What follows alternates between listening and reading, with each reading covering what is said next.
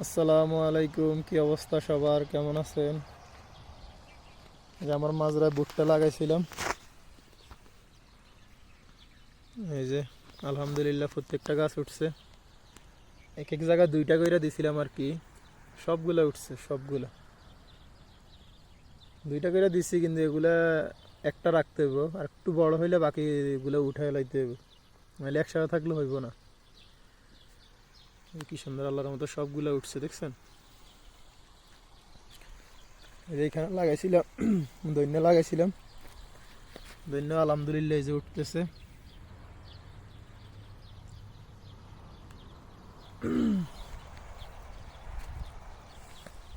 ওদের সামনে আবার এক জায়গায় ওখানে পালং শাক লাগাইছিলাম, ওই যে পালং শাক উঠতেছে আস্তে আস্তে, দুই একটা করে উঠতেছে আর কি।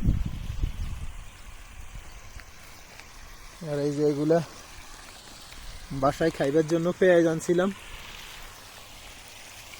আনছিলাম বাসায় খাইবার জন্য।